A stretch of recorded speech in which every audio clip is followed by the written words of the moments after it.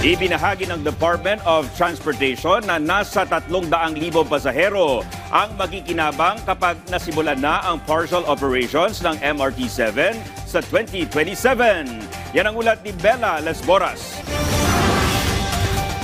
Nangako ang Department of Transportation na sa taong 2027 masisimula na ang partial operations ng MRT-7.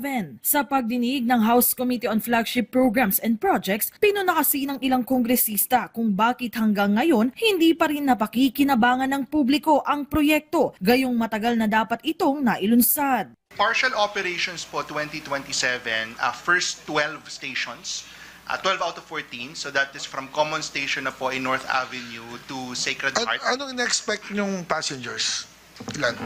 At opening po, we will probably hit po 300,000, but the system is designed po for 800,000. So, isipin mo, madedecongest kagad natin ng Commonwealth. Pag nagawa natin yan, di ba? Yung Fairview, lahat yan, luluwagan. Ayon sa Department of Transportation, nananatiling isa sa mga pangunahing dahilan kaya naaantala ang konstruksyon ng mahalagang proyekto ng gobyerno ay ang problema sa right-of-way. Tugon naman ng House panel, dapat ay paigtingin pa ng DOTR kasama ng DPWH ang pakikipag-ugnayan sa mga local government unit ukol dito. Bubuo rin daw sila ng mga bagong panukala para makatulong.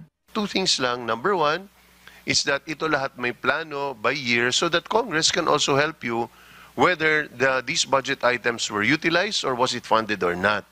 And then pangalawa is, bigyan nyo kami ng menu, pati ang DPWH, kung ano pang changes ang kinakailangan para mas mapabilis pa natin.